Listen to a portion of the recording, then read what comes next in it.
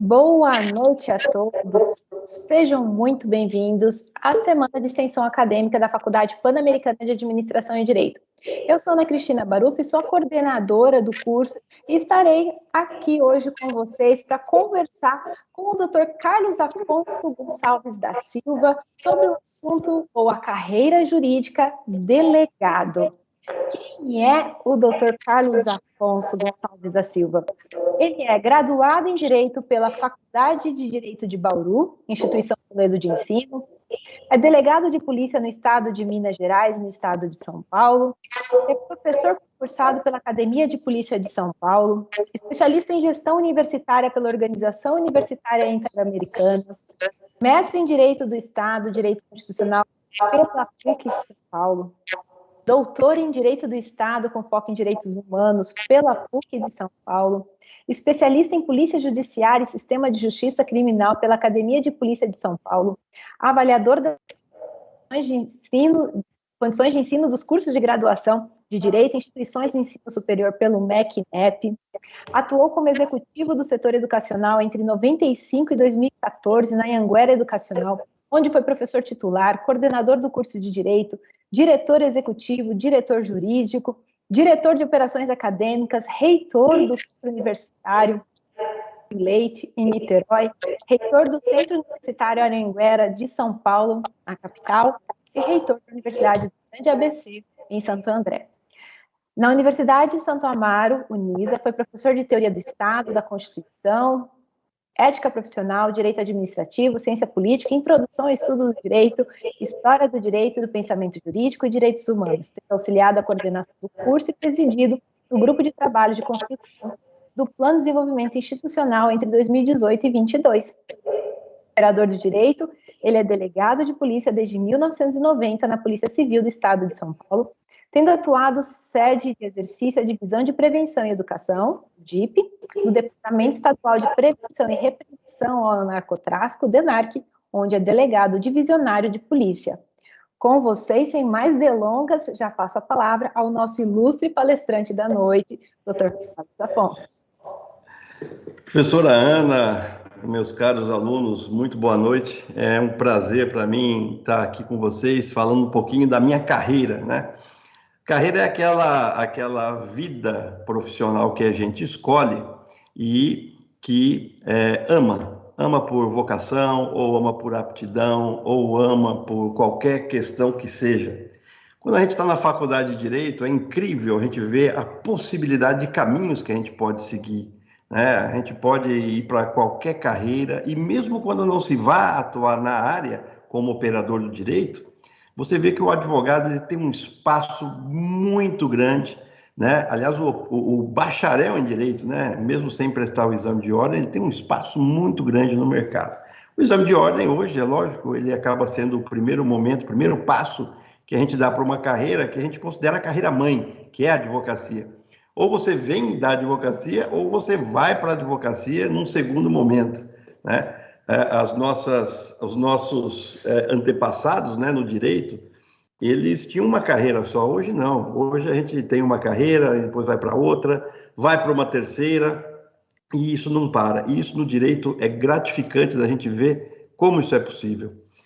Eu hoje vim aqui falar sobre a carreira de delegado de polícia. Então eu vou pedir licença aqui a todos os nossos ouvintes aí para fazer aqui a minha apresentação. Eu fiz um material que vou depois deixar aí à disposição da professora Ana, dos queridos alunos da nossa Faculdade Pan-Americana de Administração e Direito. Se tudo correr bem, já está aparecendo a apresentação aí na tela. E eu vou falar rapidamente aqui, e a questão é não tomar muito o tempo de vocês com a apresentação, mas sim permitir que o debate se estabeleça. Eu escolhi aqui 4 temas. Deixa eu ver se esse tema aqui está rodando. Vamos lá. Aqui, ó. Acabou passando tudo rápido, mas sem problema. Vamos voltar aqui à temática, né? Olha, eu vou falar sobre a alocação da Polícia Judiciária no sistema de justiça criminal. Na verdade, a gente precisa entender que o nosso sistema de justiça criminal, ele tem uma multifacetariedade, essa palavra, falar isso aqui sem engasgar é muito difícil, de instituições que contribuem até que um juiz de direito dê uma sentença, né? Desde as autoridades administrativas, desde os funcionários administrativos, né? Passando aí pelas polícias, quer seja a polícia municipal, as polícias estaduais ou as polícias federais. Hoje nós temos uma gama de instituições que contribuem aí no sistema de justiça criminal, passando pelo advogado, obviamente, pelo Ministério Público, pelo Poder Judiciário e indo além, agora com as polícias penais, né? As polícias que cuidam aí do sistema penitenciário e após isso, né? Também aí as pessoas que cuidam da reinserção de egressos do sistema. Então, eu vou falar sobre isso rapidamente, falar sobre a função da Polícia Judiciária, qual é a função da Polícia Judiciária e dentro dessa função, qual é o papel do delegado de polícia. Falar do dia a dia do delegado de polícia, pegando duas frentes aí muito interessantes, que é o delegado de polícia que atua em base territorial e o delegado de polícia que atua em uma unidade especializada. E terminar propondo aí para vocês os desafios e as perspectivas da minha carreira, né? Como dizem os mineiros, né? Eu estou falando de São Paulo, para um público aí do Paraná, né? Mas os mineiros, eles têm uma frase que é fantástica, né? Oncotô, poncovô, né? O que vai acontecer com a nossa carreira, a carreira do delegado de polícia, que entrou no sistema constitucional apenas em 1988, embora já exista há mais de 200 anos no nosso país, né? E 125 aqui no estado de São Paulo. Bom, vamos lá, sem mais delongas, né? Alocação da Polícia Judiciária no sistema de justiça criminal. É muito importante a gente entender o que faz a Polícia Civil, até mesmo para a gente não comparecer numa delegacia de polícia, tentando buscar lá uma solução para um problema que não é criminal. Então, eu tenho aqui, né, e todos os nossos alunos que já passaram aí pela introdução ao estudo do direito, já viram que eu tenho o mundo dos fatos, né? Ou seja, a nossa vida cotidiana, aquilo que acontece no dia a dia, que tem fatos de nenhum relevo jurídico-penal. Por exemplo, eu acordei, eu fui trabalhar, eu entrei no meu ônibus, eu saquei dinheiro, eu fui na padaria, tomei um café e vim embora. Como também tem fatos que vão ter um possível relevo jurídico-penal. Por que a gente fala possível? Porque dentro do sistema de justiça criminal, isso precisa estar muito presente na linha de atuação do estudante de direito, né?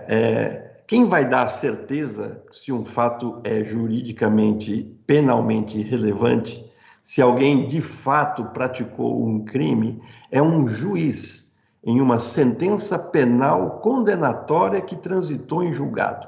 Até esse momento, em que eu ainda estou discutindo os fatos na seara do sistema de justiça criminal, a pessoa é inocente e ela precisa ser tratada como tal. Isso é muito importante. Por quê? Porque para uma pessoa ser condenada, ela ocupa vários papéis dentro do sistema. O primeiro papel é o papel de suspeito, né? Ocorre um crime, quem é suspeito? Geralmente quem estava no local do crime na hora em que aquele crime aconteceu. A partir daí, entra em cena, né, o mundo do direito do sistema de justiça criminal, que começa, né, com o registro da infração penal. Não precisa ficar com medo desse gráfico aqui, né? Não é um gráfico, um formulário. Quem fez informática deve estar olhando isso aí e falando assim, é um diagrama. Não, não é um diagrama. É um simples registro aqui de um operador do direito para facilitar a visualização e o papel da minha carreira dentro desse sistema como um todo. Quando uma infração penal possivelmente relevante ela foi praticada, a primeira coisa que as pessoas fazem é registrar uma ocorrência policial. Isso nas delegacias de base territorial. Por quê? Porque a atuação da polícia ela é um pouco diferente da atuação do Poder Judiciário. Poder Judiciário, nós sabemos, ele é um poder inerte que depende de uma provocação. Se o Ministério Público, no sistema de justiça criminal, não oferece denúncia, ou a parte, ou através de si própria, ou de um advogado, ela não propõe uma ação, o Poder Judiciário não pode julgar. Vocês nunca vão ver um acidente de trânsito, um juiz para o veículo e fala assim, opa, dá licença, eu sou juiz, eu vi o que aconteceu, eu vou julgar aqui. Não. Primeiro, eu tenho outras formas de composição de litígios, né? O primeiro deles, né, a própria autocomposição. E aí o que acontece? Quando eu tenho o registro de uma ocorrência, né, eu vou fazer a primeira análise dos fatos, e quem faz essa análise é o delegado de polícia. Daí porque os norte-americanos, copiando os ingleses, eles acabaram por sofisticar uma expressão dizendo o seguinte: o delegado de polícia, o chefe de polícia, ele é o guardião do sistema de justiça criminal. Os ingleses falam que o police chief é o gatekeeper do sistema de justiça criminal. Por quê? Porque ele faz um primeiro filtro da análise do fato. Às vezes uma coisa parece ser criminosa. Imagine a seguinte situação: você recebe um cheque, você vai... Isso é uma lógica, é só um exemplo, hein? Eu sei que os cheques já não estão mais existindo por aí. Hoje é Pix. Mas você recebe um cheque e você coloca esse cheque em cobrança, esse cheque volta sem fundo.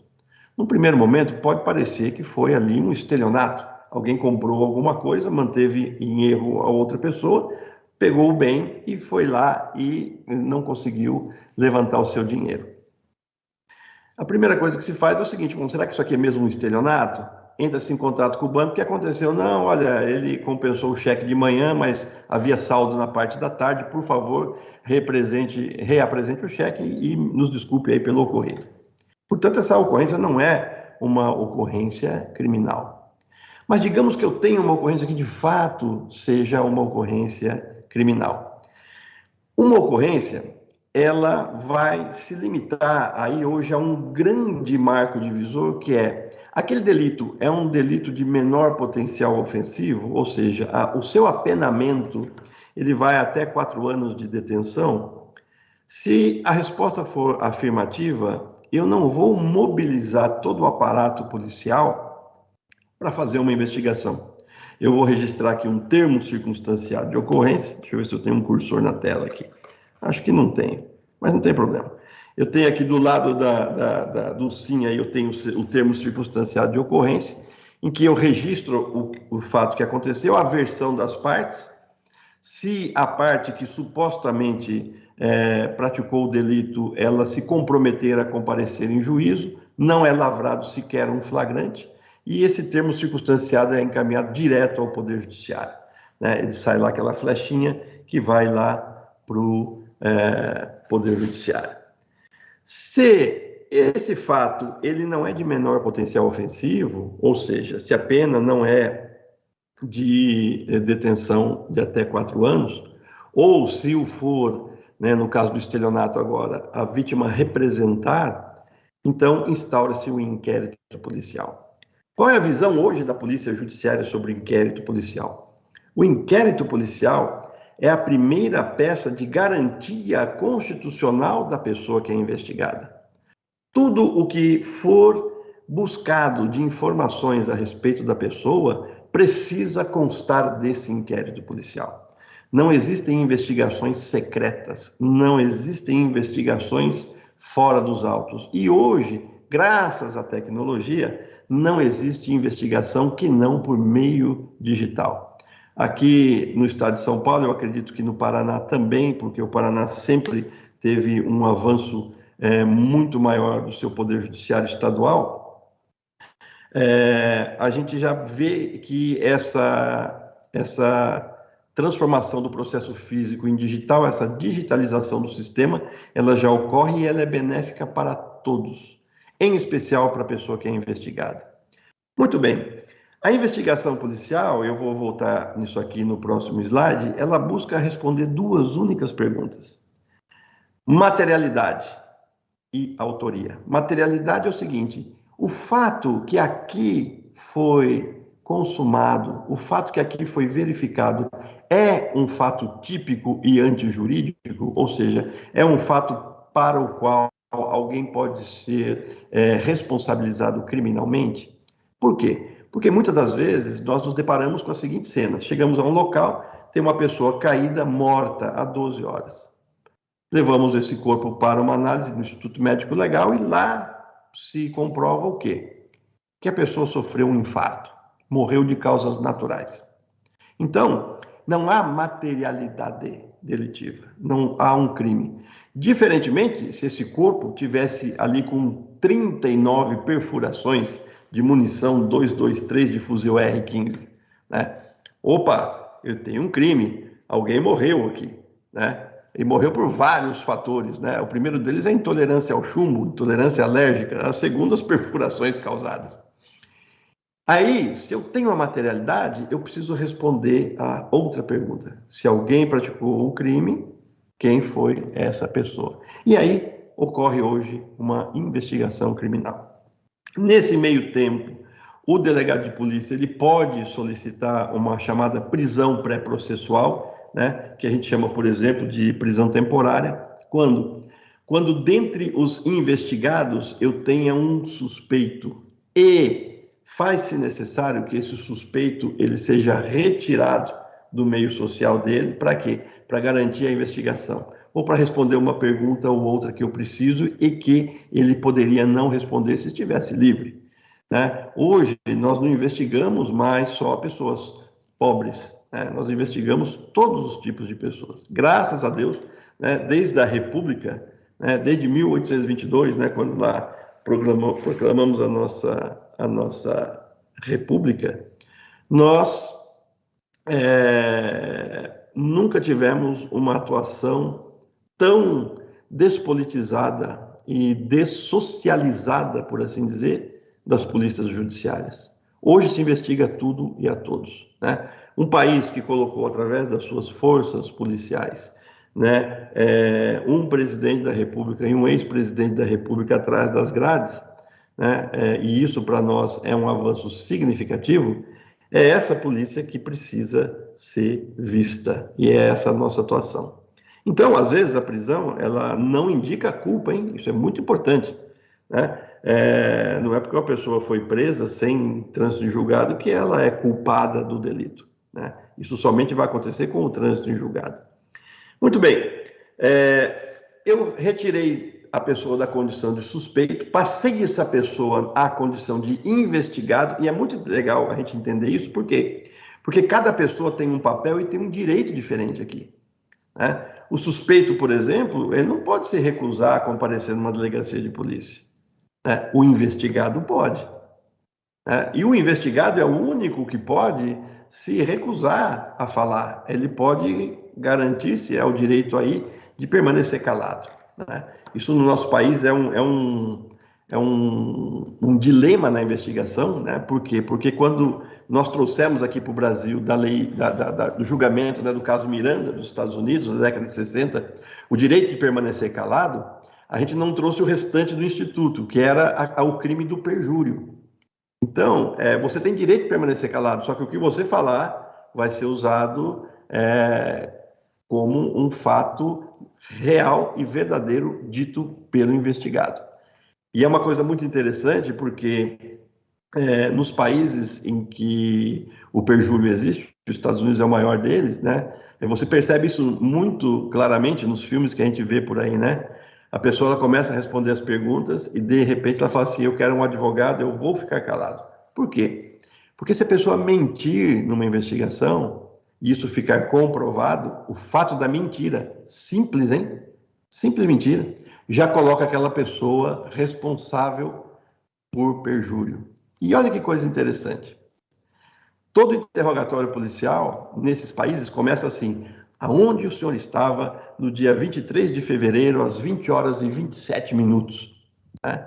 Se você fala assim, eu estava na minha casa, e a polícia consegue comprovar, através da onde estava você, pelo seu telefone celular, uma câmera, uma imagem, que você não estava na sua casa, essa simples mentira caracteriza o crime de perjúrio. E aí vem o mais grave. Vocês têm ideia de qual é a pena para o crime de perjúrio? É a mesma do crime que está sendo investigado. Então, num caso de sonegação fiscal dos Estados Unidos, pelo fato de você falar que você não estava onde você falou que estava, são 15 anos de cadeia. E mais, nos estados em que tem pena de morte, muitos investigados são levados à cadeira elétrica ou à câmara de gás ou até um enforcamento por mentir numa investigação de homicídio. Então, olha que responsabilidade que se tem. Essa seria uma ferramenta fantástica para a polícia brasileira. Bom, quando o delegado de polícia ele conclui a sua investigação, ele vai apontar para o juiz se aquela pessoa pode ter sido autora daquele crime. E ele promove um ato de certificação daquela conclusão dele, chamada indiciamento. Indiciar, né, vem de imputar, de apontar para alguém dizendo o seguinte: foi essa pessoa que no dia 23 de fevereiro, às 20 horas e 28 minutos, estava praticando um crime neste local. Feito isso, isso tudo é empacotado, vai para o Poder Judiciário. O Poder Judiciário abre vistas para o Ministério Público é o titular da ação penal, que pode fazer algumas coisas. Por exemplo, ele pode devolver essa investigação para o delegado de polícia dizendo o seguinte: olha, eu não estou muito convencido, eu queria que fosse feito mais uma perícia, eu queria que fosse ouvida mais uma pessoa, não ficou clara, né, a posição dos corpos onde foram encontrados, ou então o próprio Ministério Público, que além de ser o titular da ação penal, também é o fiscal da lei, ele também pode questionar, por exemplo, a cadeia de custódia de drogas, né, ou a cadeia de custódia de objetos. Eu falei drogas por quê? Porque hoje estou trabalhando num departamento que atua na prevenção e repressão ao narcotráfico. Então, o cuidado que nós temos desde o momento em que uma carga é apreendida, ela entra na delegacia, todo esse trâmite dela é filmado, a pesagem é filmada, o lacre é colocado, aquilo lá é levado para o Instituto de Criminalística. Se houver alguma dúvida com relação a esses procedimentos, toda essa prova é perdida, né? E a gente não consegue chegar a uma sentença penal condenatória. Se o Ministério Público entender que está tudo ok, ele oferece denúncia ao Poder Judiciário. E mais, há casos aqui também em que o Ministério Público pode transacionar, né? Então, digamos que a pessoa se declara culpada, o Ministério Público pode propor, ao invés de uma prisão, pode propor uma pena de prestação de serviço à comunidade, reparação de danos às vítimas. Ou seja, o sistema de justiça criminal, ele está sempre em movimento, ele está sempre sendo... Claro. Se me permite, é só para fazer um esclarecimento para o público que nos está assistindo, quando o professor coloca que o Ministério Público pode transacionar, quer dizer que ele pode fazer um acordo, tá? Ele pode fazer uma substituição, e isso significa, é o termo técnico do transacionar dentro do processo. Isso, é isso aí. No viés administrativo. Vejam que ainda não entrou no Poder Judiciário para virar ação nem nada, é antes de virar ação. Porque não houve sequer o oferecimento da denúncia, né? E há casos aqui também, a gente tem visto isso na jurisprudência também, professora, em que, mesmo após o oferecimento da denúncia, o advogado também pode atuar no sentido de propor uma transação penal, né? E isso tem tido uma discussão muito interessante na doutrina, se essa transação seria um direito da pessoa investigada ou uma faculdade do Ministério Público. E hoje nós estamos aí tendo a visão de que é um direito, né? Porque todos nós que estamos dentro desse sistema de justiça criminal, delegados, promotores, juízes, advogados, todos precisamos cumprir e respeitar a lei e a Constituição. Não dá para a gente deixar um poder desse tamanho, né, solto, né? O Ministério Público também ele pode arquivar uma investigação, né? Digamos que o Ministério Público ele não concorde com a posição do delegado de polícia, tá? Então, o delegado de polícia entende que houve lá um crime, um fato típico, quanto jurídico, né? E o promotor fala assim: olha, eu entendo que a conduta ali verificada é atípica. Ele propõe o arquivamento, o juiz homologa e a investigação é encerrada. E muita gente se pergunta, e é lógico, nós estamos aqui num seminário que discute a questão das carreiras, né?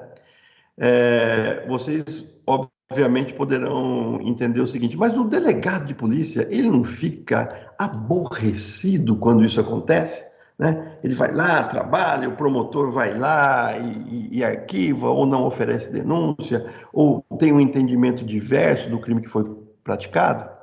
E o promotor, por sua vez, quando ele pede a condenação de alguém por um homicídio, o juiz desclassifica, né, para lesão corporal seguida de morte, o promotor também não fica lá chateado, aborrecido? A resposta é a seguinte, pode até ficar, mas essas são as regras do jogo. E precisam ser assim. Precisam ser assim. A única pessoa que tem o direito, talvez, de levar a sua indignação a outras instituições e outras instâncias é o advogado de defesa, que vai estar atuando desde a investigação criminal, vai estar atuando junto com o Ministério Público, o Poder Judiciário, e assim ele vai fazendo aí a sua atuação, né? Por quê? Porque é próprio, é típico e é íncito da carreira de advogado. O delegado não. O delegado tem que fazer a parte dele, né? E quanto antes vocês que pretenderem ser delegados de polícia entenderem isso, melhor. E a vida profissional já me ensinou que é o seguinte, você tem alguma dúvida do que aconteceu com o seu inquérito? Vá tomar um café com o promotor que o arquivou. E bata lá com ele um papo, fala assim, amigo, eu não entendi. Olha, eu arquivei por causa disso, só tem isso, não vou conseguir uma condenação, né? Nós trabalhamos, né, em momentos diferentes nas instituições. Então, você pode ter, por exemplo, numa cidade pequena, isso é muito comum, um delegado de polícia que é antigo. Ele passou no concurso, ele está lá, né? Então ele ainda está com algumas teses antigas e ele está recebendo na comarca dele um juiz ou um promotor que já está com um direito mais novo, mais moderno, ele se especializou, ele foi atrás e ele vai ter um entendimento que é mais contemporâneo e é mais atual. Como pode acontecer o contrário, né? Quando você está numa especializada, né? E eu vou contar aqui um caso que foi muito bacana, mas eu não vou contar o santo, né? Vou contar o milagre, mas não vou contar o santo. Nós fizemos pelo DENARC uma apreensão de crack muito grande e referenciamos tudo como crack. E quando veio o laudo, o juiz ligou para nós e falou assim, doutor, quer tomar um café aqui? Claro, pois não, o que está acontecendo? Fui lá, tomei um café com ele, doutor, o senhor falou que o senhor aprendeu crack. Sim, mas o laudo deu positivo para cocaína. Não é crack, é cocaína. Né? Aí nós precisamos explicar, né, para o juiz que, na verdade, crack e cocaína são dois momentos da mesma droga. Né? Por quê? Porque o juiz era novo, pegando uns delegados de polícia que estão há 30, 40 anos trabalhando com narcotráfico, né, com uma linguagem já toda própria e toda típica, e acabamos atropelando lá o juiz. Mas o interessante é o seguinte, o sistema precisa funcionar. Né? As pessoas que estão dentro desse sistema, o advogado, delegado, juiz, promotor, defensor, o oficial de promotoria, o oficial de justiça, o estagiário, todos, eles precisam entender os meandros das carreiras e como pensam os demais membros das outras carreiras, até para ter êxito naquilo que ele quer fazer. Quem é advogado sabe muito bem disso, né? Eventualmente você vai despachar uma peça, né? E você lá encontra um juiz que pensa exatamente da maneira como o seu cliente pensa. Você corre para despachar aquela peça. E se você chega num plantão judiciário e você encontra lá um juiz que pensa diametralmente oposto ao que você está pedindo, você não vai despachar a petição naquele dia. Você vai deixar isso para um dia seguinte. Mas isso são nuances que a gente vai aprendendo no nosso dia a dia, né? Bom, eu vou prosseguir aqui com o meu PowerPoint, apresentando aqui a segunda pergunta, ou a segunda linha de raciocínio aqui, né? Qual é a função da Polícia Judiciária? Eu já acabei contando um pouco do segredo lá na transparência anterior, é descobrir materialidade e autoria. Descobrir se aquele fato que é levado é de fato um crime ou não, né? Ou foi um negócio jurídico de outra seara, né? E a polícia, ela não pode, gente, cobrar cheque, ela não pode reintegrar funcionário, ela não pode fazer despejo, né? E às vezes as pessoas vão lá, né, e falam isso pra gente, né? E a polícia também não serve para educar filhos dos outros. Isso é muito importante. Por quê? Porque já trabalhei em cidade pequena, em que o pai foi lá e falou assim: doutor, o senhor precisa dar um jeito no meu filho, esse moleque aqui, ele não toma jeito. O que está acontecendo? Ele está mexendo com droga, doutor. Tem 2 quilos de maconha lá em casa. Vamos lá ver. Fui lá e prendi o filho dele por tráfico. Poxa vida. Por que o senhor não podia só dar um susto nele? Não, não damos sustos, né? Pois é, a gente não é assim tão abençoado pela natureza, mas a gente também não chega a assustar as pessoas, né? Se alguém quiser levar alguém para tomar susto, né, vai lá em Orlando, né, vai no Hopi Hari, lá toma susto adoidado. A polícia não, a polícia tem um papel que é muito bem definido, né? Mas eu posso ir fazer uma consulta para um delegado de polícia se o assunto for de interesse policial? Sim. O correto é que a pessoa faça as suas consultas com o advogado, né? Embora ninguém se exima de desconhecer a lei e de alegar que desconhece para não incidir em penas, nós sabemos que a nossa legislação, a legislação brasileira, ela é muito complexa. Para vocês terem uma ideia, nós produzimos no nosso país, em média, 56 novas leis por dia. São câmaras municipais, assembleias legislativas, o Congresso Nacional atuando, e pior de tudo, a maioria delas de índole tributária, 30% são normas tributárias. Então, a possibilidade que todos nós temos aqui de cair na malha fina é absolutamente impactante. Por quê? Porque nós desconhecemos todos os meandros, por exemplo, do nosso sistema fiscal, nosso sistema arrecadatório. Feito isso, eu entendi que há uma materialidade, eu vou buscar a autoria. E hoje está muito bacana a gente trabalhar em investigação criminal. Por quê? Porque os dispositivos que são colocados para a nossa atuação, né, o desenvolvimento de tecnologia, né, de tecnologia da informação, de informática, hoje é um absurdo, né? Nós estamos testando aqui agora em São Paulo, eu não sei se vocês já viram, se alguém já veio para cá, ou se tem aí também no Paraná. No Paraná não tem mais o amarelinho que faz a multa, é um veículo com 8 câmeras que vai passando assim e ele vai pegando tudo, né? Ele pega o veículo que está com o IPVA vencido, que não está licenciado, que está estacionado irregularmente, e ele vai fazendo isso aí tudo. Muito bem, nós estamos desenvolvendo um software de reconhecimento facial aqui pela Polícia de São Paulo, que em parceria com esses amarelinhos, nós estamos identificando pessoas que são procuradas pela Justiça. Então é muito bacana, porque o carrinho passa, se ele vê um rosto, né, ele demora 0,0032 segundos para identificar um rosto. Se ele vê um rosto de uma pessoa que está cadastrada no sistema como procurado, ele já manda um aviso para um sistema nosso que chama-se Detect. Ele finca uma bandeirinha ali, mostrando a carinha do sujeito, o mandado de prisão dele, e aí essa pessoa pode ser presa, né? Isso é só então, um pequeno exemplo. Não é coisa de filme hollywoodiano isso não, isso acontece, né? Lá só do Velozes e Furiosos, a escala. E está muito legal, isso está muito legal. Por quê? Porque fazer investigação hoje, antes dependia muito de um esforço físico brutal, né? Na época que eu comecei a atuar na carreira, você tinha, de cada 10 policiais, 9 trabalhavam nas ruas, atrás da informação. Hoje é o contrário, não é? Hoje está todo mundo com o seu telefone celular, com seus aplicativos de polícia, fazendo o quê? Fazendo investigação. E é muito bacana a gente ver essas novas gerações. Eu sou um migrante digital, né? Então, na minha sala eu tenho 3 monitores, e precisa ser grande, né? Porque eu uso óculos, né? E do meu lado, um colega novo, ele trabalha com o telefone celular dele. Eu falo, cara, como é que você enxerga isso aí? Ele falou, cara, é muito mais fácil. Eu falei, então tá bom. Desde que o efeito seja produzido, cada um com seu equipamento e vamos trabalhar. Bom, o dia a dia do delegado de polícia, tá? Então, como é que é o meu dia a dia?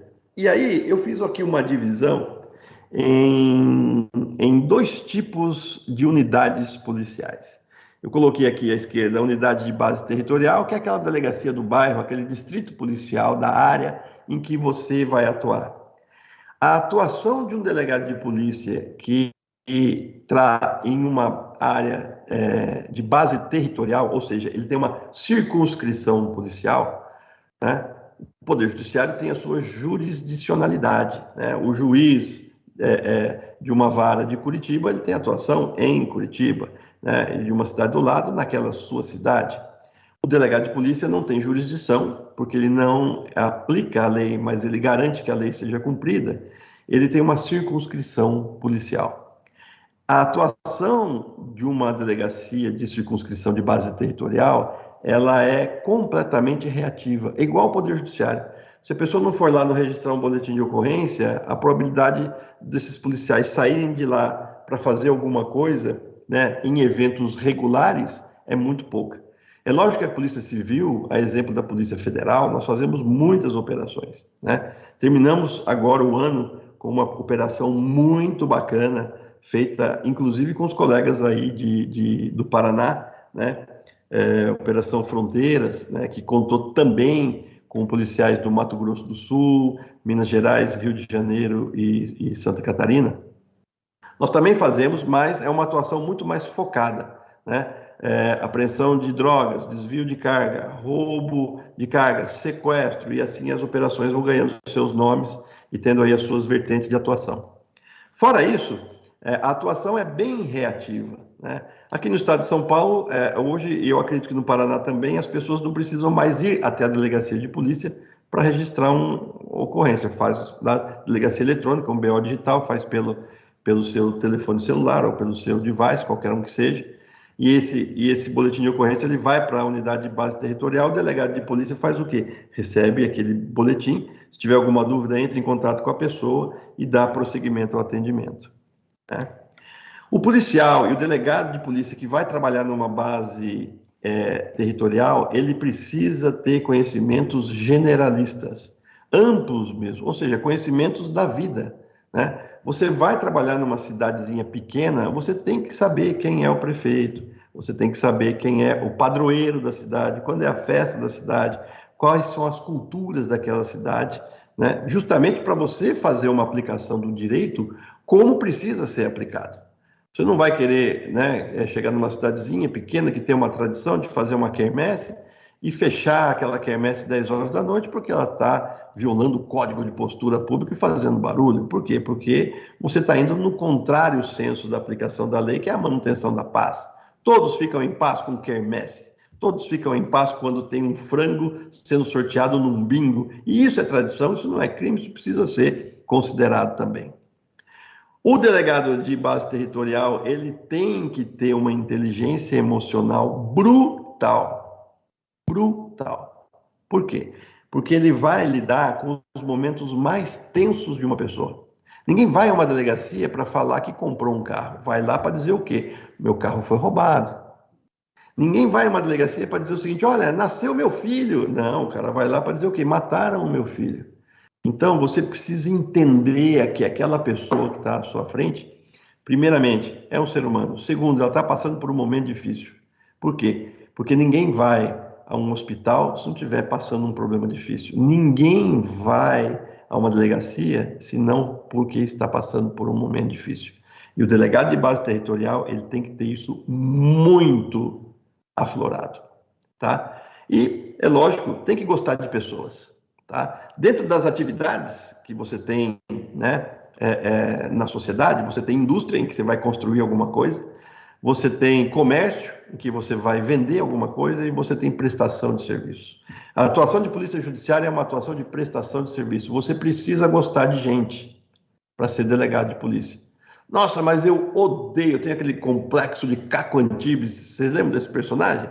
Caco Antibes? Eu tenho horror a pobre. Então não vá ser delegado de polícia. Por quê? Porque essas são as pessoas que vão precisar de você e você não vai ter condições de inteligência emocional suficiente para atender essa pessoa. Bom, aí nós temos o outro lado, que é uma unidade especializada. Então, você tem delegacias de investigação de crimes contra o patrimônio, você tem delegacias especializadas na investigação de crimes contra a pessoa, o homicídio, por exemplo. Você tem delegacias especializadas em investigação sobre entorpecentes, em que a atuação é completamente diversa. Aqui na especializada, não há atendimento ao público. Nossa, e vocês investigam como? Nós investigamos andando pela nossa cidade, andando pela nossa comunidade, ajudando as unidades de base territorial naquilo que elas não conseguiram investigar. Por quê? Porque são policiais que já estão trabalhando com narco ou com homicídio há 8, 10, 15, 20, 30 anos. Então, são policiais que em 2 minutos de conversa ele consegue uma confissão bebendo uma Coca-Cola com o maior suspeito, sem uso de violência, apenas com o seu tirocínio. Então isso é muito bacana, né? Uma investigação de narco, por exemplo, como é que eu começo uma investigação de narcotráfico? É muito simples, né? Você vê um veículo, e esse veículo é caro, e você anota as placas, e vai ver de quem é esse veículo, e vai ver como essa pessoa comprou. E é uma coisa bacana, porque as pessoas que são presas hoje por financiamento ao narcotráfico, geralmente são presas sem 1 grama de droga sequer. Por quê? Porque elas acabam caindo na lavagem de dinheiro, né? Demorou muito, mas a polícia como um todo aprendeu a fazer investigações dessa natureza e dessa magnitude, e os resultados são muito bons, né? O cidadão foi comprar um carro de R$1 milhão com notas de R$10, né? A possibilidade dele estar lavando dinheiro é muito grande. E hoje, o sistema financeiro como um todo, ele está muito bem posicionado e muito bem situado. Embora nem a polícia, nem o Ministério Público pode quebrar o sigilo bancário de uma pessoa, né? Mas uma investigação bem feita convence o juiz a proceder a essa quebra de sigilo. E quando a quebra de sigilo ocorre, 2 coisas vão acontecer. Ou a pessoa é um analógico e está vivendo no mundo digital, né? De fato ainda guarda dinheiro em casa embaixo do colchão, porque acha mais seguro do que colocar no sistema financeiro, ou ela está lavando dinheiro. Então, essa atuação dos policiais nossos são muito mais proativas, né? Exige conhecimentos específicos. Eu vim de uma outra especializada, eu fiquei 8 anos na Corregedoria Geral da Polícia Civil, né? Em que eu precisei me aperfeiçoar, né, no direito administrativo disciplinar. E estou há 1 ano e 3 dias, praticamente, no Departamento de Narcóticos. Nesse período, eu já fiz pelo menos uns 4 cursos, um deles de especialização, para entender o movimento da droga no sistema global como um todo, a geopolítica das drogas, quais os países que produzem, quantas strains de maconha existem, quem são os maiores consumidores de droga, qual tipo de droga, como é que é o comércio, e o voo para a África, e o mercado de Hong Kong, e como é que eu acho bitcoins, e assim sucessivamente. Então, se você for um delegado de polícia e quiser trabalhar numa especializada, você tem que conhecer a fundo a área que você está atuando. São desejados diferenciais, né? Embora hoje uma segunda língua não seja mais diferencial, né? A minha clientela como um todo, 50% fala português, o resto fala o resto. Fala mandarim, fala russo, fala polonês, fala birmanês, né? Se você tiver esse tipo de conhecimento, e às vezes não é nem ter o diferencial de saber tantas línguas, mas você é uma pessoa proativa que consegue encontrar um intérprete daquela língua que você está precisando às 3h15 da manhã. É esse o delegado, é esse o policial que trabalha numa unidade especializada. A questão da cultura e da sofisticação que eu coloquei aqui também fazem parte. Imagina você fazendo uma investigação de lavagem de dinheiro, abre uma adega de vinho e não entende, né, que um Chateau Rothschild de 1973 custa $64 mil na garrafa, né? E aquele outro Chateau Chapinha que está ali do ladinho, que a gente usa, né, geralmente nas nossas celebrações do 11 de agosto, no dia da pendura, né, não custa mais do que R$ 4,90 no Mercado Livre. Então, cultura, sofisticação, para quem trabalha numa especializada, é mais do que exigência, né? É o prato do dia. Você vai lidar com grandes investidores, com grandes empresários que às vezes estão praticando lavagem de dinheiro, às vezes estão financiando o narcotráfico. Você precisa entender o mundo dessas pessoas, senão você vai estar fora do sistema e não vai conseguir investigar e concluir quase que nada. Bom, Exato. E aí aqui a gente encaixa ainda vinhos, na questão da sofisticação vinhos, são obras de arte, são pedras preciosas. Então, assim, realmente como o lidar é muito diferente, então precisa ter esse refinamento no conhecimento. Exato.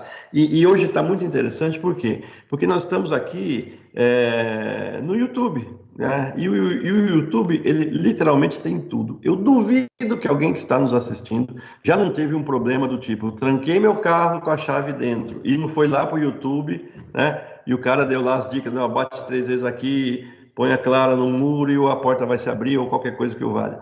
Mas hoje a informação, ela está aí, está disponível. A gente precisa só buscar essa informação, né? E aí vem o diferencial. O policial precisa ter vontade disso. Tá? Bom, eu tenho aqui meu último slide, né? Desafios e perspectivas da carreira, né? Eu separei em 2 blocos aqui, né? Os maiores desafios aqui são 2, né, por assim dizer. Um da instituição, a Polícia Civil, ela precisa contar com uma autonomia administrativa, ou seja, ela precisa escolher quem são os seus chefes. Por quê? Porque a Polícia Civil, né, instituição que agrega a carreira de delegado de polícia, ela é uma instituição de Estado, ela não é uma instituição de governo. Eu não posso ter um governador que agora pensa de um jeito, então para essas investigações e vamos investigar outras coisas. Aí muda o governador, não, agora a gente vai investigar outras coisas. Ou pior, né, que colocaria alguém ali para tentar blindar-se ou blindar algum de seu apaniguado. Né? A gente tem visto que isso não tem mais acontecido como acontecia há 15, 20, 30 anos atrás, né? Mas que isso seja consolidado, né, é preciso uma autonomia administrativa para a Polícia Civil. A mesma coisa, a autonomia financeira. Né? É preciso que a polícia possa gerir os seus gastos, ela possa comprar aquilo que ela entende que é melhor para ela. Teve uma época em que a polícia não usava carros com 4 portas. Não usava carro com ar-condicionado e nem carro com câmbio automático. Por quê? Porque não era a própria polícia que fazia a compra dos seus veículos, as suas viaturas. Bom, para nós policiais, carro 2 portas tem um nome, chama-se caixão, né? Porque o policial que está no banco de trás ele não consegue sair da viatura, por exemplo, num caso de troca de tiro. Né? Ar-condicionado não é mais luxo, né? E o policial ele é um ser humano, assim como qualquer outro integrante de qualquer outra carreira. Ele não é refratário ao calor, à chuva, né? Ele também precisa ter um mínimo de equipamentos para as suas atribuições. E autonomia orçamentária é a rubrica de uma verba dos tributos que entram, que sejam destinados, assim como hoje já se faz para a magistratura e para o Ministério Público, também para a Polícia Judiciária, para que ela possa também fazer os seus concursos públicos e ter aí seus cargos sempre preenchidos, evitando aí eventuais vácuos, por assim dizer. E do cargo do delegado de polícia, o primeiro deles é a chamada inamovibilidade. Hoje, aqui no estado de São Paulo, nós não vemos mais delegados sendo removidos porque estavam investigando um figurão, estavam investigando um manda-chuva de determinada área, né? Mas isso foi construído dentro de jurisprudência dos tribunais, especificamente aqui do Tribunal de São Paulo. Né? Por quê? Porque a remoção de um delegado de polícia é um ato administrativo. E como ato administrativo, né, ele tem que ter os seus elementos, competência, forma, finalidade, motivação e objeto alinhados com a lei.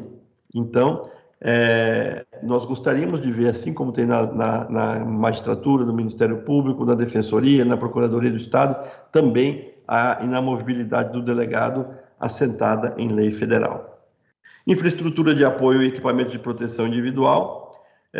Isso aqui no estado de São Paulo, graças a Deus, a gente tem tido uma atuação dos delegados gerais que por aqui passaram de uma maneira muito efetiva, muito racional, e hoje equipamento de proteção individual, todos têm colete, todos têm, hoje usamos pistola Glock, ou 9mm, ou 380, nós estamos com esse equipamento à mão, né? São equipamentos novos, viaturas também, a maioria da frota está sendo trocada, mas a gente sabe de algumas polícias civis de outros estados que não estão da mesma maneira que a nossa. E, por fim, a segurança de dados pessoais, né?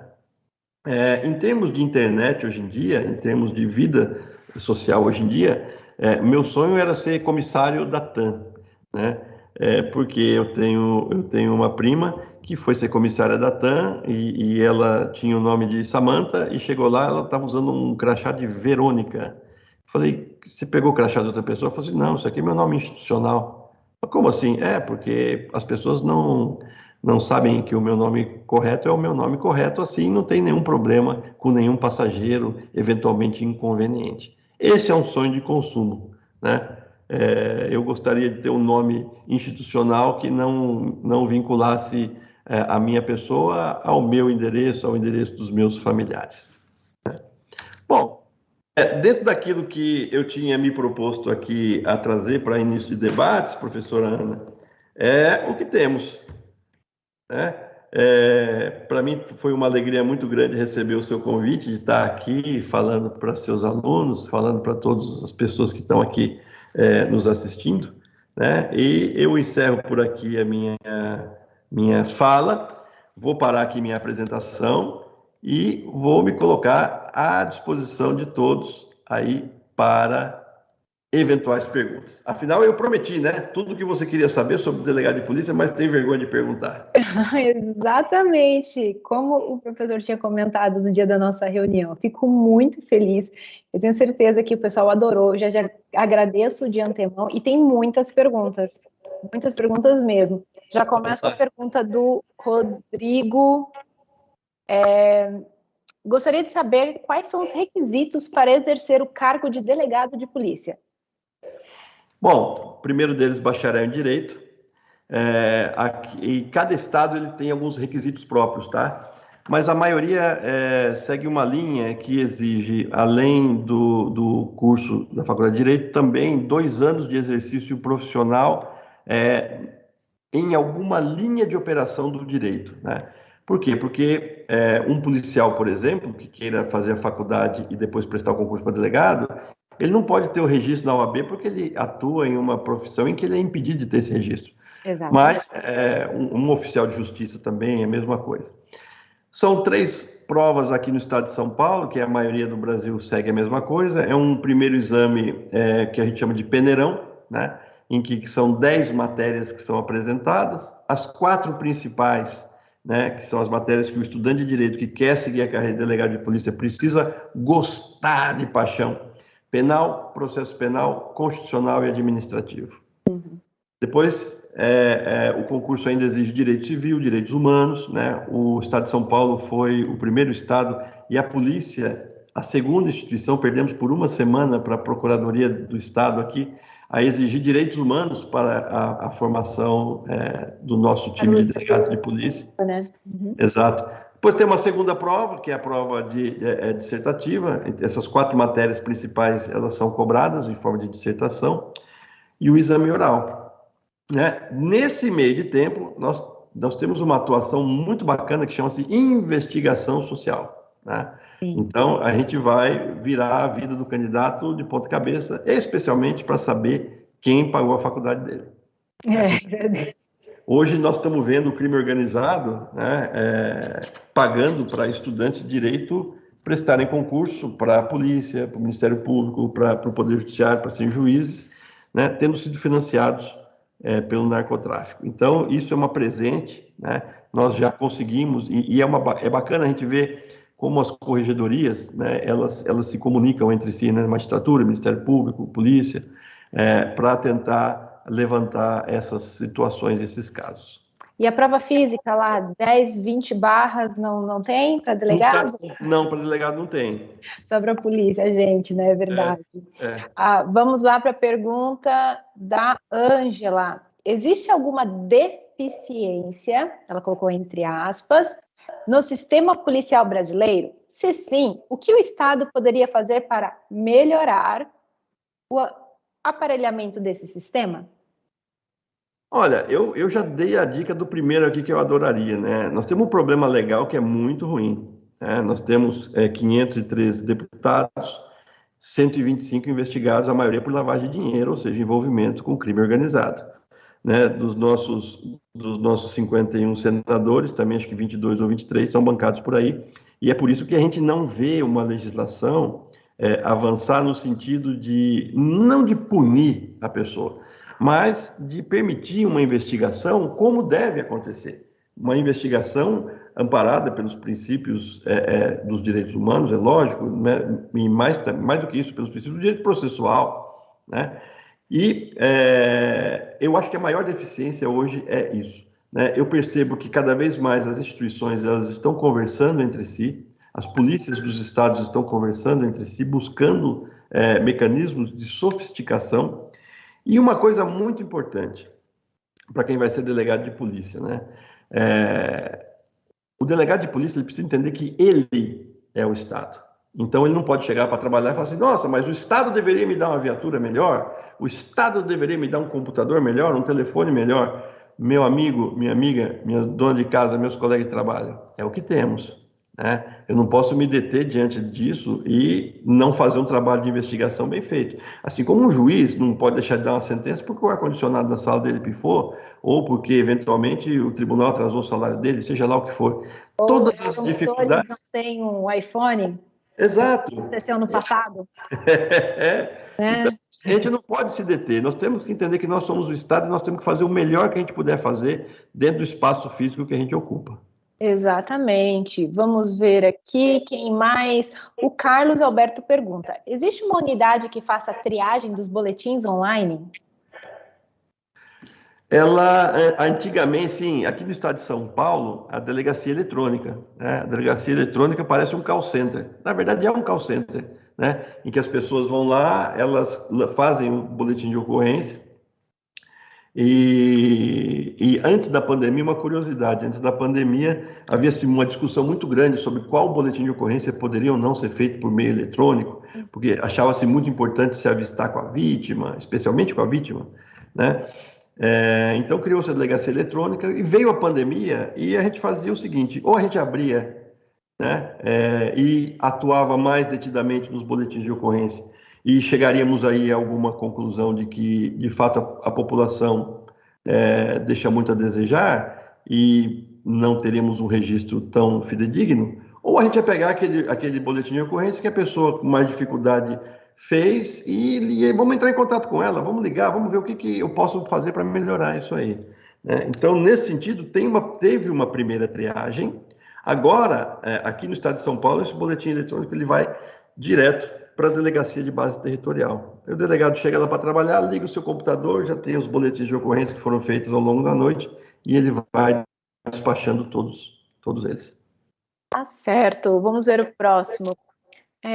Quais os diferenciais que chamam a atenção em um candidato durante a prova oral do concurso para delegado de polícia? Postura, qualidade oratória? Olha, eu fui banca... Desculpa, perdi. Esqueci de falar o nome. Foi a Maria que perguntou. Maria? Vamos lá, Maria. Nome da minha filha, Maria Clara. E vamos lá. Maria, eu já fui banca de delegado de polícia eu fui 2 anos banca de delegado de polícia, 2 concursos. E o que mais me chama a atenção é a inteligência emocional. Porque quando você chega no exame oral, você praticamente já está aprovado. Você já mostrou que você sabe. Ali você vai mostrar o quê? O teu domínio numa situação de extremo estresse, né? Se alguém nunca foi assistir um concurso, uma banca oral, para delegado, para juiz, para promotor, para procurador de Estado, vá assistir. Por quê? Porque ali você precisa... de fato, relaxar, responder o que é perguntado e, preferencialmente, dar a sua opinião quando a pergunta é feita para você, né? Uma pergunta sempre que eu sempre começava meus candidatos, eu dizia, doutor, dá uma definição de direito aí. O cara falava, bom, segundo Bertolini, segundo Rudolf von Hering, bom, segundo Miguel Reale, eu falava, tá bom, mas seu nome aqui é Carlos. Segundo Carlos, o que o Carlos acha que é o direito? Para que serve esse negócio aí? De comer, de beber? O que você faz com isso? Qual que é a tua visão? Então, o candidato, quando ele leva a visão pessoal dele e mostra que ele tem um estofo acadêmico, é bem melhor. Porque senão a pergunta seria, né?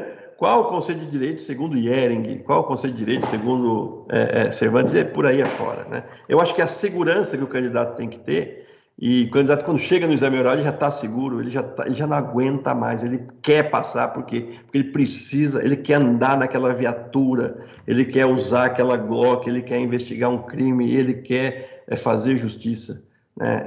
É uma carreira que permite você fazer a justiça de uma maneira muito rápida e de levar às barras dos tribunais criminosos perigosos. Então, o candidato, quando chega no exame oral, geralmente ele está bem preparado. Sangue nos olhos, como diria, né? Você quer faca no dente. É isso aí. Mas vamos lá para a pergunta da Thelma. Os cursos citados, eles são fornecidos pela própria polícia? Ou seja, o próprio delegado, ele pode procurar fora, ou todos os cursos que ele precisa fazer é a própria polícia que faz esse investimento?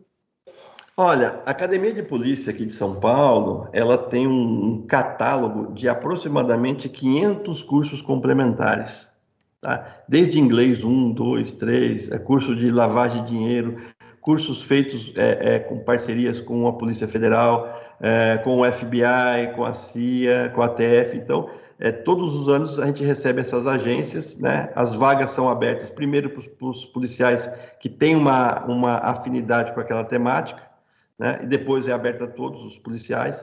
Temos um curso aqui de pós-graduação, aliás, 2 cursos de pós-graduação em nível de especialização pela Academia de Polícia, um em Sistema de Justiça Criminal, que eu fui professor e hoje sou aluno, e um de Direitos Humanos, que eu sou professor desse curso também. Fora os cursos que são típicos e próprios dos policiais, né? Tem curso de pistola, tem curso de fuzil, tem curso de fuzil sniper, pilotagem de helicóptero, e aí vai depender muito do público que a gente tem e da necessidade de público que a gente também tenha. O que não impede o policial de fazer um curso também, né? De buscar fora, exatamente, né? E uma coisa muito bacana é o seguinte, nenhum policial pode ser impedido de fazer um curso na Academia de São Paulo, sabia? Então, ele dá ciência para o superior hierárquico dele, e o superior hierárquico dele somente poderá barrar que ele faça aquele curso naquela turma se ele tiver um motivo justificado. Para evitar também que o policial seja um eterno estudante, né? Porque curso aqui não para. Mas é muito bom, essa busca de reciclagem também é muito importante, até para se atualizar, acompanhar as evoluções. Hoje, o novo enfrentamento da polícia são os crimes digitais. Então, Sim. Você precisa compreender como ele ocorre, por exemplo, lavagem de dinheiro por bitcoins. As reuniões hoje, professora, só para você ter uma ideia, os nossos telefones grampeados, eles estão silentes há algum tempo, e nós descobrimos que os grandes investidores do narco estão se reunindo no metaverso. Exatamente. Então, nós temos que entrar no metaverso também. Chegar lá, vai estar a casinha do delegado. Delegacia. Delegacia digital. Exatamente. É bem importante a gente lembrar também, né, professor, que a polícia, nos exemplos que o professor colocou, tudo, na sua grande maioria, está vinculado à área criminal, mas a polícia, ela também tem a sua função de apoio ao Estado com a identificação da pessoa. A polícia que cuida e resguarda o direito da pessoa se tornar um cidadão através dos seus documentos pessoais. Então, carteira de identidade, passaporte. Então, Exato. A polícia, além de cuidar da segurança como um todo, ela faz a segurança do indivíduo ao dar a ele a sua identificação como civil para poder exercer a sua cidadania. Então, ela também tem esse papel muito importante. Vocês aí no Paraná já estão com o RG digital também, eu suponho? Eu acredito que sim, porque eu confesso, eu sou nova aqui em Curitiba, né? Faz um ano que eu retornei. Então... Aqui em São Paulo, o nosso Instituto de Identificação, o IRGD, né, que pertence aí ao nosso DIPOL, nosso Departamento de Inteligência da Polícia Civil, ele emite hoje os RGs físicos, mas também digitais, né? Em breve, aliás, atestados, todos aqui a gente já está expedindo aí também na nuvem, né? E tem também uma outra área de atuação, que eu nem falei aqui, que eu fiquei muito atrelado aqui, preso ao tempo, de polícia administrativa, que são os crimes contra a saúde também. É a polícia que emite autorização para venda e compra de produtos controlados. Sim. Né? Explosivos, por exemplo, é a polícia que autoriza. Né? Faculdades, indústrias químicas, né, que precisam mexer com produtos que hoje são insumos por exemplo, para se engrossar, por assim dizer, cocaína e crack, né? Todos esses produtos a gente mantém aí uma fiscalização constante em quem importa, quem comercializa, quem distribui. Exatamente. Então, mais que registrado a importância da polícia na nossa sociedade, tanto dos agentes, né, em todos os seus níveis, municipais, estaduais, federais, né, que inclusive acabam tendo uma atuação internacional, né, como a gente acompanhou em alguns momentos nessa nossa história recente. Professor, agradeço muito a sua participação. Aqui vejo que o pessoal adorou. Parabéns, excelente trabalho, só elogios.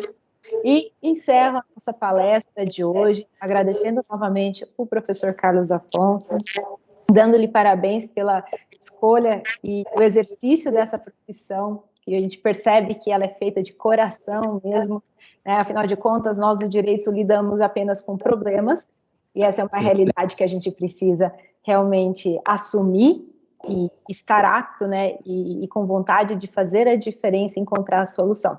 E aproveito para convidar a todos para amanhã nós retornarmos na nossa semana de extensão acadêmica. Desejo uma boa noite a todos. Tchau, tchau.